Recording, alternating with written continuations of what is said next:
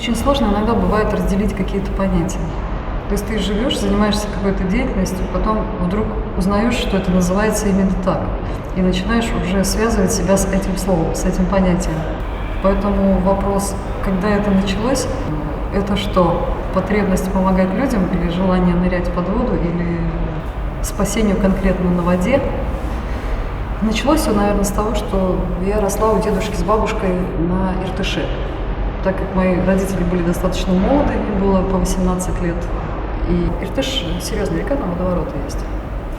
Один раз как раз стала свидетелем, я еще будучи ребенком, что девочку маленькую, 11-летнюю, мою ровесницу на тот период, начало засасывать, закручивать.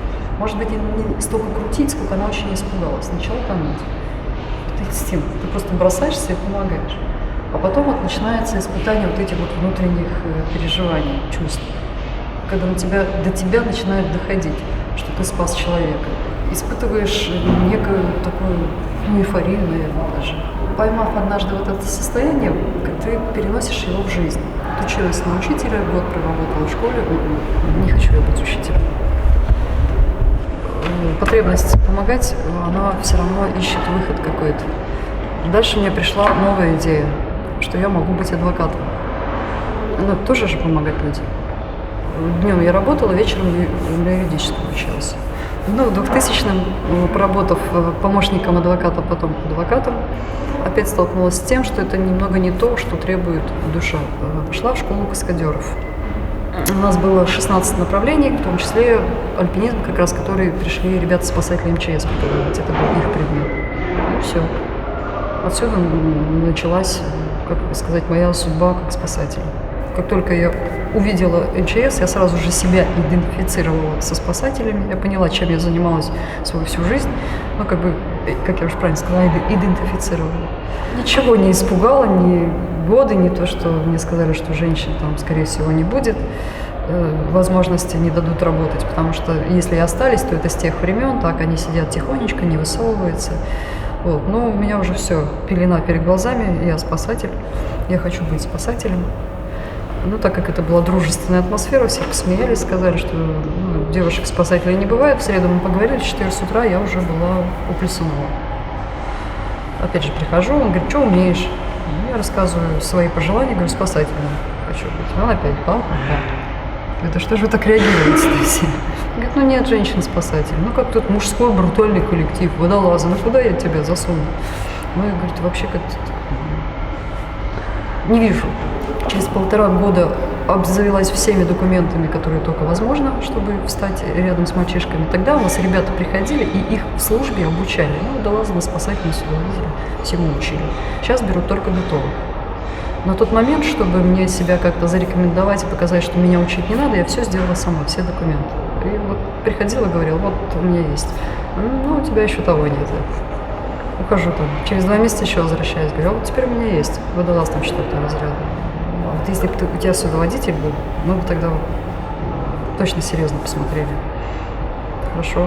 Уходишь, судоводителя приносишь еще через месяц. В какой-то момент уперлось в то, что у меня все есть, и как бы отказывать-то уже не в чем. К тому моменту уже было 3 года, как я просилась перевести меня на спасателя. В общем, вызывает начальник службы меня. Вот, если я вам предложу другую должность, не спасателя, а там, замначальника станции или каким-то образом, где вы будете больше времени проводить на станции и заниматься этой активностью. Но я сказала, что нет, потому что моя цель именно спасателем быть. А все остальное я и так могу делать в жизни. Как бы ушла из одного офиса, не для того, чтобы сидеть другим, а для того, чтобы попробовать.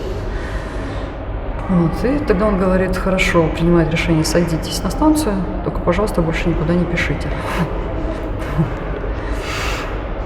Меня поставили на станцию Крымский мост, взяли в штат, и я начала ходить полноценным спасателем сутки 3. Так продолжалось 4,5 года. Все, потом сменился руководитель департамента, пришла новая политика, и решили всех женщин убрать. Истинную причину я не знаю. Я могу только догадываться, высказывать свои предположения, но это будет моя версия. Нам выдвинули историю, что это очень опасно, что вот недавно произошел несчастный случай в пожарно-спасательном центре, и, не дай бог, это случилось бы с женщиной. Все, объяснения были такие. чтобы не подвергать опасности вас и не брать на себя ответственность, давайте мы всех девушек просто уберем. Было несколько девушек или вы по-прежнему были единственной? В пожарно-спасательных центрах были девушки, в пожарно-спасательных отрядах ПСО. Было, кроме меня, 5 человек в отрядах. В водолазной службе не было ни до, ни после. А как вам кажется, это только вот ваше собственное мнение, женщина может заниматься этой деятельностью? Или вы настолько все-таки как-то уникальна в своей психофизической какой-то форме, что можете? А вообще, в принципе, рядовая женщина не может этим заниматься. Разница не в гендерном различии, а в профессионализме. Этим может заниматься любой человек, обладающий определенными знаниями, умениями и навыками. Правильно? Человеку главное в нашей ситуации нырнуть, спасти и вытащить. Он только потом увидит, мужчина ты или женщина, пострадавший. Хорошо, но вы все равно, вы же работаете в команде, вы не работаете одна, правильно? Спасательный отряд. Это касается, опять же, межличностных отношений. Это либо какие-то сложившиеся устои, о которых вы говорите. Естественно, когда пришла первое время, ребята там, а ты что тут делаешь?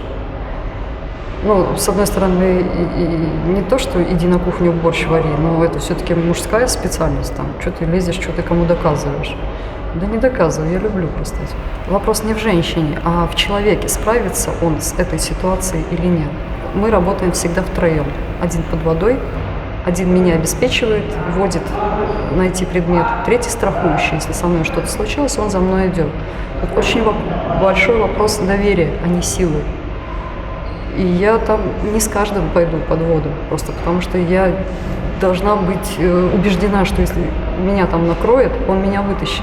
Не потому что у него хватит сил, потому что у него хватит ответственности. А в трудовой у вас написано Спасатель. Спасатель. Было, да. Вот нужно было вот эту надпись в трудовой нигилировать. Вас увольняли официально?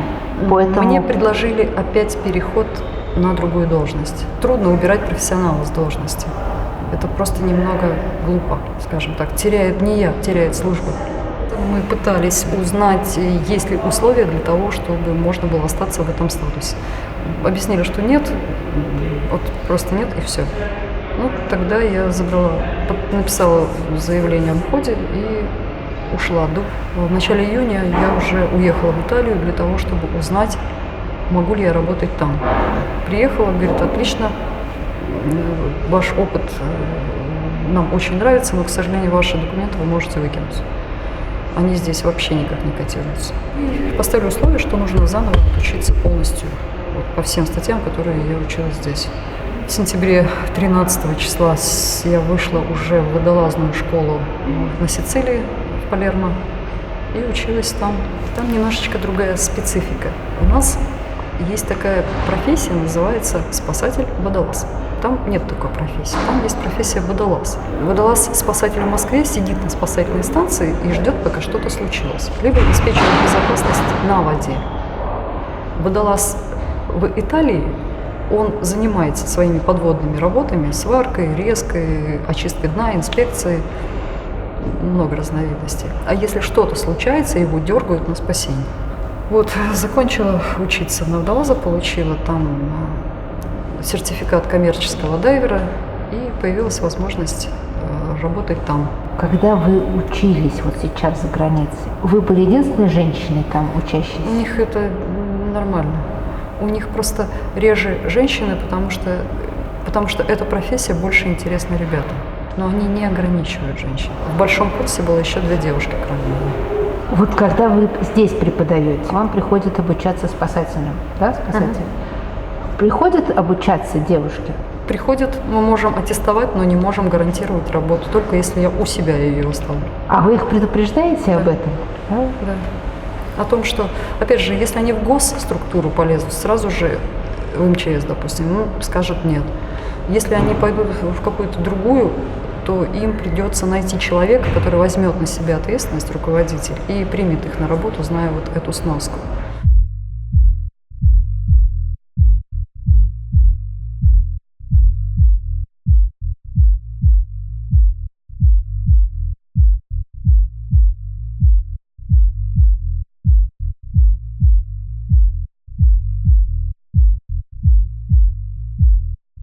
Кого сложнее спасать, мужчин или женщин?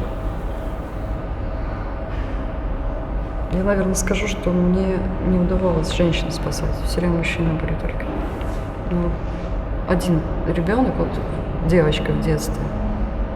И в основном мужчины всегда.